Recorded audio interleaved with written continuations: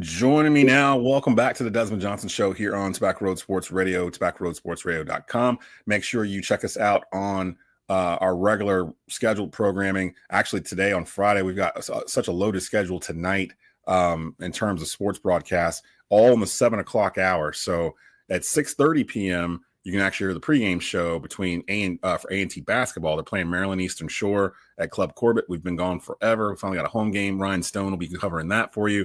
6:30 pregame show, 7 o'clock tip-off. You can hear that on Tobacco Road Sports Radio's main player at our website at tobacco-road-sports-radio.com. I will be at Mount Tabor doing Mount Tabor versus Reagan. It is the Truth Network's game of the week. They do a Mount Tabor game of the week, and I actually go and call that. That is a 7:30 tip-off. So I'll be out in Winston-Salem on Friday night. You can hear that on one of our Mixler players on the website. And then the big one, nationally ranked number 1 in the state, Grimsley taking on Clayton in the 7A state championship in Chapel Hill. Got a whole team going out there. Mike Fanning, Chase Williams, Jeff Marson. They'll be out there for 7:30 pregame, 8 o'clock kickoff, and you can hear that on Tobacco Road too. So all three of those things are going to be later on tonight on Friday. If you're listening to this on Friday over on WTOB. Got my guy Ben Troupe in the house, co-host of Winning the Division over on the Keep Pounding Podcast Network, networks for Carolina Panther fans. He is the host of Winning the Division, which is basically our around the league weekly look at the NFL. And he's been coming in along with his co-host Ryan Smith to help me figure out some things in the NFL and college football. Ben, I'm going to get you rapid fire here. And we're going to start off in college football with the two biggest stories that are going right now. Of course, the biggest story as we tape this is the Sharon Moore story going on out in Michigan. Sharon Moore, as we tape this, he's still in custody. He's a suspect in an alleged assault. He's expected to appear in court for arraignment on Friday. The Pittsville Charter Township in Michigan Department of Public Safety announced on Thursday they don't expect a decision on whether to file criminal charges against him yet. He remains under investigation. For those that do not know what is going on, the University of Michigan released Moore with cause on Wednesday. Immediately following that, he was arrested. And that's where we are now. He was the team's offensive coordinator and then was the head coach for the past 2 years. Apparently, Ben, he's married, was having an affair with someone on his staff. The person that he was having an affair with on the staff apparently got pregnant. The stuff is still coming out, but apparently the reason why he's getting investigated for this is because after all this stuff started, really, I guess after Michigan let him go, he went and confronted said person at their home, like broke into their home and threatened them. And now we're kind of waiting to see what kind of things drop here. Your initial thoughts when you first heard this, because when it first came out Wednesday afternoon, when they were saying they had fired him, my first thought was he did something, because if they were going to let him go, they would have did it, a month ago or whatever, when all these other coaches were available. For them to do it right after pretty much all the available coaches got taken in, told me, well, they didn't want to do this, but they had to do this. What was your initial thoughts when some of this stuff started coming out or midweek?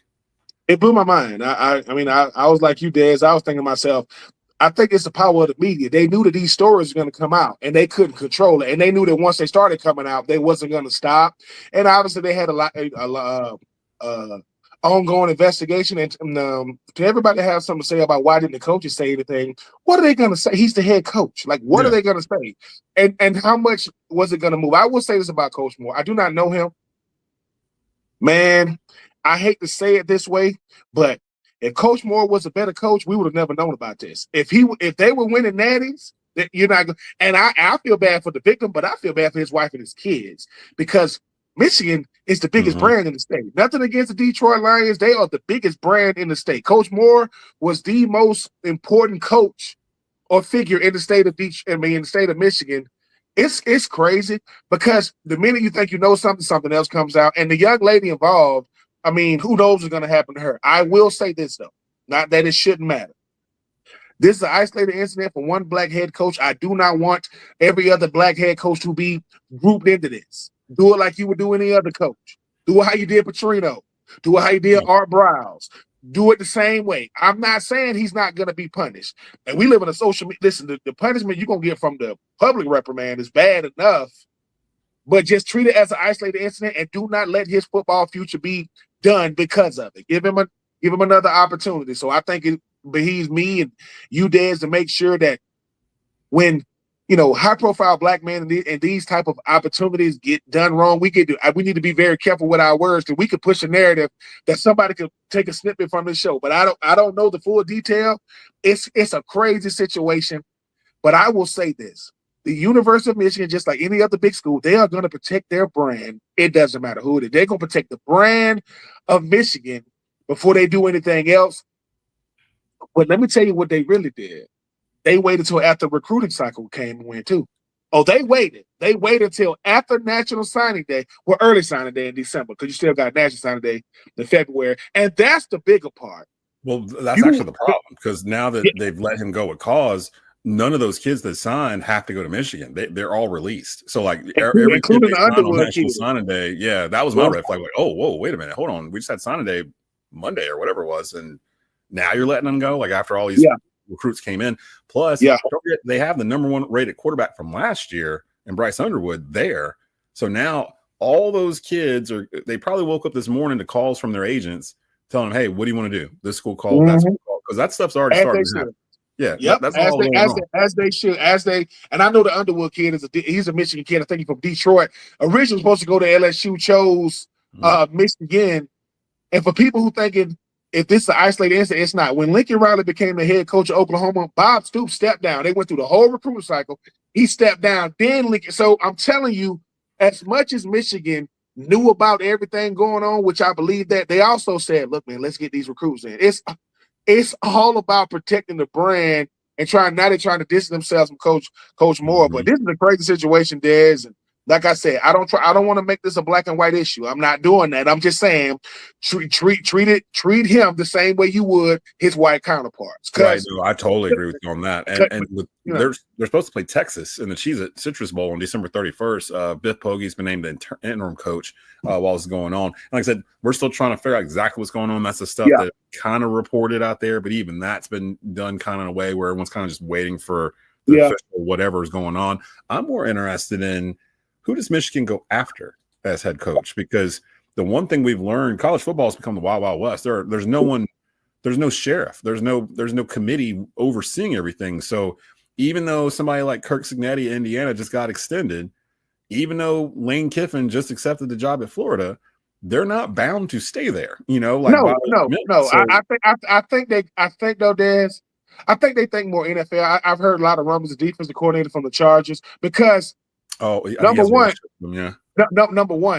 I think Michigan, the greatest thing, the thing you always need to look at big universities and colleges, their damage control. Their compliance departments are the best. They know how to handle.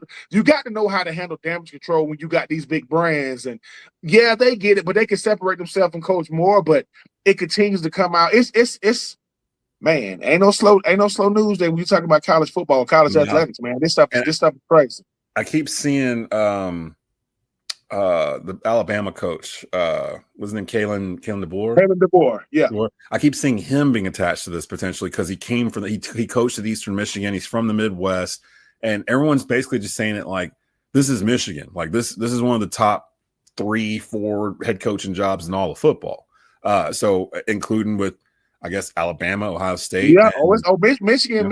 Now Coach DeBoer came out and said on X, I'm not going to Alabama. Well, until the ink dries, I do not. I mean, I'm not going to Michigan. I do not believe because he's at Alabama. You know what I mean? I'm not believing. Yeah, I don't believe in coaches for 1 second because people always talk about these players, making lateral moves or jumping ship or not wanting to compete. These coaches will jump ship in a second, and they could be in somebody.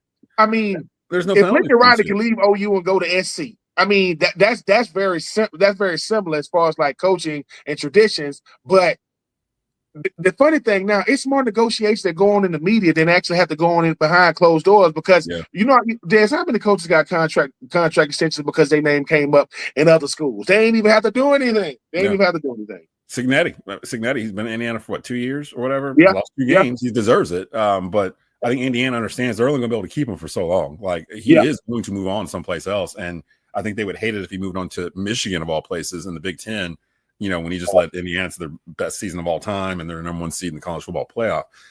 We'll keep an eye on that. The other item, I know I just had David Glenn on earlier, And we spent a lot of that time talking about Notre Dame, them complaining about not getting to the playoff. And we came to the conclusion that they don't get it because they lost head-to-head to Miami week 1. There really should be no argument here in the first place. And the ACC didn't really go after Notre Dame the way that they've been whining about it in the press. This popped up to me on Thursday that I was not aware of. And I don't know how many people are aware of it either, but apparently Notre Dame has a loophole to avoid a repeat situation in the college football playoff in 2026 where if Notre Dame is ranked in the top 12, I guess, of the college football playoff poll by the end of next year, they will be assured of making a playoff spot. It's part of a memo of understanding signed by college football officials last spring when they started putting this together. And that's from Pete Bavacqua, the athletic director at Notre Dame. So basically, for instance, like this year, if this circumstance unfolded next year, the final at-large team, which was Miami, would have gotten bumped from the field for Notre Dame, who ended up finishing at 11. If the playoff extended to 14 teams or there's more at-large berths added to the field from 7 to 9, Notre Dame is guaranteed into the field if it's ranked number 13 or better, according to the memo of understanding. Why do we give Notre Dame so much leeway in terms of we treat them like they're a conference? And I was talking to DG, we were like, Notre Dame hasn't won a national championship since 1988. Like Lou Holtz was the head coach the last time Notre Dame. I think Rocket Ismail was the main wide receiver on that squad in 1988. Tim Brown, you know what I'm saying? Like I'm old enough to remember that Notre Dame team. They've been to the national championship since then, but they have not won one in going on 30 years. Why do we give Notre Dame such leeway here? And my conversation with DG had to do with, does the ACC need Notre Dame or does Notre Dame need the ACC? And we kind of concluded a little bit of both. But Notre Dame is walking around like they don't need anybody. And they seem like they were expecting the ACC to vouch for them, even though they're not a full-fledged member of the ACC in football in particular. What do you do with Notre Dame? Because I'm trying to figure this out here. I can't figure out what they're supposed to do. They coddle them, and then they kind of push them away. And now a lot of athletic directors are starting to push against this whole thing, saying that they're going to try to black out Notre Dame and not schedule them if they get this guarantee to get in as long as they finish in the top 12, which no other school in the country has other than Notre Dame. So you tell me, Notre Dame, what are your thoughts on this here? That's what happens when you allow a team and a brand like Notre Dame to be given the independent look, the independent tag. You have created a monster. Power and control is what they're doing. What the AD was doing this year, he was kind of saying what's going to go into 2026. He wanted to happen this year, which means no. So basically, whatever the last ranking is, y'all just got to be that. If it's 12, you got to be 12. I think the thing about Notre Dame, that's why they act the way they act. Notre Dame is saying, dude, we ain't like y'all. Y'all have rules to follow, we don't. Well, here's the thing that Notre Dame had. Notre Dame has two things that no one else has. Notre Dame has a Catholic church, and Notre Dame is an international brand. They are international. There are more people that identify with Notre Dame that never went there. But when you talk about football, that's the biggest brand when you start talking about college athletics.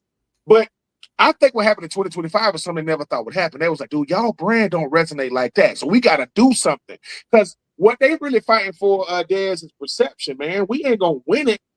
But if we're in it, we almost there. We almost there. No. We don't even make it. Well, what killed Notre Dame was it ain't Miami, it's JMU. It's Tulane. They got in and we didn't get in. We're Notre Dame. So, and regardless, let me say this. It doesn't matter who wins it all.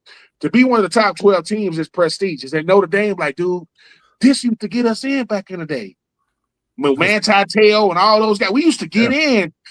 We thought if enough people made noise, we get in. Those days are over with. So now Notre Dame gets the handshake. So basically, you're saying our talent or our schedule, if you schedule everybody on your schedule and you lose, and one of them that's in is somebody that beats you head to head, what are you complaining about? What are you complaining about? It's Notre Dame. And they're trying to make it sound as if the ACC was like putting down Notre Dame when all they were doing was propping up Miami, and they had all the reason to do so because if Miami doesn't get in, the ACC doesn't have a single team in the 12-team playoff. And think about if it was reverse. If Notre Dame got in and Miami didn't, would Notre Dame be sitting here today talking about how Miami deserved to be in the playoff? No, Notre Dame would be in the playoff and they would be carrying on as Notre Dame. They wouldn't even be representing the ACC. So for them to be like, the ACC did us wrong and this caused permanent damage and blah, blah, blah. I'm like, did it? Because you can't go anywhere but the ACC if you join a conference. That's the deal you have with the ACC where all of your other sports are in the ACC. you haven't really won anything. And they've won a men's basketball ACC tournament, and their women's team is pretty good too. But in football, you get a scheduling agreement. That's it. The ACC showed how, I don't want to call them weak, but they know the Big Ten, the SEC, like, dude, you ain't finna come over here and not be bonded to these.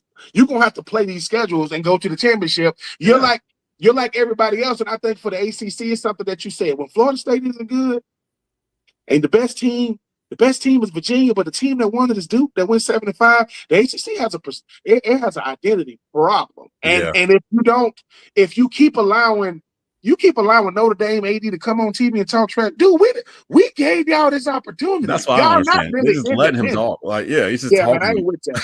Yeah, that's crazy. That's crazy. So we'll keep an eye on that too, because again, that's something to keep an eye on in terms of the Notre Dame issue.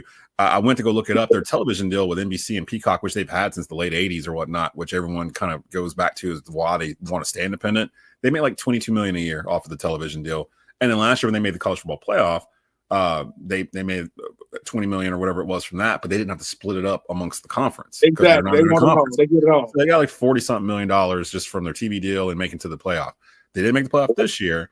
And looking at their schedule, they should be okay. They should win 10 games next year too, but they didn't really play anybody.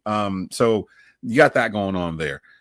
I want to, before I get out of here for the week, I wanted to touch on some NFL and around the league. Joe Burrow in Cincinnati. I listened to his comments. I guess it was today or not today, but I guess it was Thursday, where he was talking to the media, and he just sounded really down and basically was he sounded like Carson Palmer when Carson Palmer was towards the end of his tenure in Cincinnati, where he was just basically saying, it's not fun anymore. I heard a stat on the radio today where comparing him and Andrew Luck at this point of their careers, they played the same, I think, a period of time or something. Burrow has had like 28 more sacks and 13 less games than Andrew Luck did at this point of his career. And Andrew Luck got beaten out of the league, basically. So give me your thoughts on this with this Joe Burrow situation. This is the Cincinnati Bengals. They ran Carson Palmer into retirement other than getting him some offensive line help. It sounds like they're about to do the same thing with Burrow. They pay both his wide receivers, but that doesn't matter if your wide receivers are making $100 million if your quarterback's sitting on his behind in the backfield because nobody's blocking for him. Burrow's been hurt off and on the past 3 years. What do you think's going to happen here with Burrow and the Bengals? You think the Bengals can make this right, or do you trust the Bengals to make this right because they're the Bengals?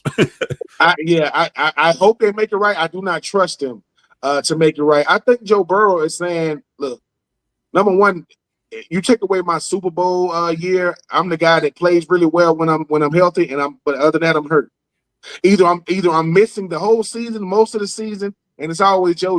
I understand what Joe is really saying. Man, I'm from Ohio, so I can't duck smoke like other players can. They just play for a team. I'm from Ohio. I represent Ohio, and I'm not. And I want to do the LeBron, man. I want to bring it back. And he realized, but I think what he's really saying is, I don't see us getting back. Like what we did when we went to the Super Bowl, we went with the worst offensive line when we went. I thought it was a flash in the pan when it happened. And honestly, him and what's the head coach name for the Bengals?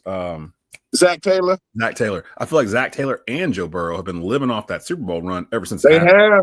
But we put Burrow in this top 4 quarterback thing. The coach still has a job. All this stuff going on this year. The Bengals have won 1 game, and Burrow was starting, like so far this season. Like that's the only one. So like it's Cincinnati. So like they're always kind of, until ownership changes, I don't see them changing too much in terms of what they do here. I'm kind of more looking at like, where's the best landing spot for Joe Burrow? Like he already got his extension. He's got his $200 and whatever $million. What team could use Joe Burrow where they could drop him in and they could take off right now that's not in their division? Because there's a couple in their division where drop him in Pittsburgh right now and they're Virginia. The team we finna talk about next, Indy. Because if you are Mrs. Irsay, it's hard to get past from Andrew Luck. Like we're like, dude, we messed this up. Like we didn't give him we gave him Quentin Nelson, but that's it. I think what Indy needs, Indy says, look, if you went from Peyton Manning to Andrew Luck, and then we went through a lot of we went, Matt Ryan and Hasselbeck and Phillip Rivers and all these guys. We did a bunch of fill-ins since he's left with nothing stable. I'm telling you, a guy like Joe Burrow playing in the dome, 9 games out the year in the AFC South, that you got to deal with C.J. Stroud and Jacksonville and the Titans or the Titans. I think he would dominate in that division. That's not bad. I just don't know if the Bengals. Well, I don't know if the Bengals would trade him because again, they're not going to trade him. No, they're not going. They're going to make him. They're going. If they smart, they're going to make him retire, dude. I'm not going to let you go somewhere and kill us. Yeah, no. I mean that's literally what they made Carson Palmer do. He had to retire, sit out like a year or two, and then he popped back up and went to the Raiders. Arizona, So I mean, I'm thinking more if they got put to a corner and had to trade him, because if they had to trade him, they could get like minimum 3 first-round picks probably for him, if not more. For Burrow. I'm thinking they would have to trade him to the AFC. And I'm like, all right, if you go to the AFC, what are we looking at here? Like, who is a quarterback needy team in the AFC, the NFC that has some pieces, but if you drop Joe Burrow in there, it might look a little different. Like, would you do a like I'm thinking like San Francisco or something. Like, would you trade Brock Purdy for Joe Burrow straight up? And I'm gonna give you a team. I don't know if you're gonna make them instantly good, but a team that's been dying for a quarterback is the freaking Jets. If the Jets can get a QB, because you got to think, right? The Cincinnati gonna try to send them some. If they get, let them go somewhere that hasn't been good. But here's the thing about the Jets is I get Buffalo, I get Miami, I get New England, but you get a quarterback like Joe Burrow changes the dynamic of an entire squad like that. When you talk about a team like that, and I think another team. I mean, they are awful. The freaking Raiders. Oh, they need a quarterback. Yeah. So you put and I think that's the thing though. Think about this.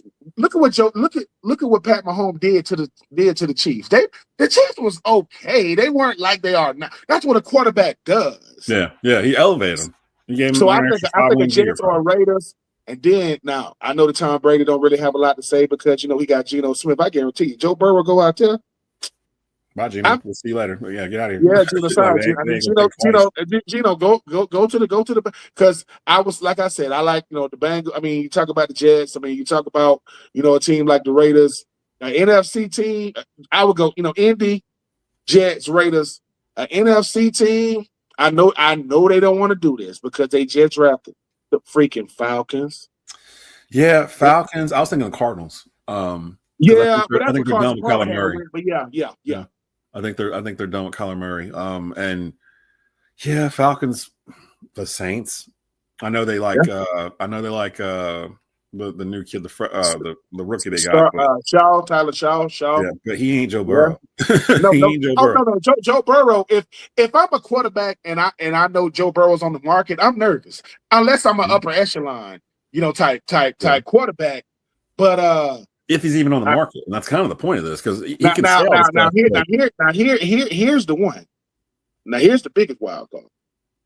Who could you trade player for player? But you're gonna have to get some stuff. I can see Jerry Jones trading Dak. He would trade Dak to Cincy to get freaking Joe.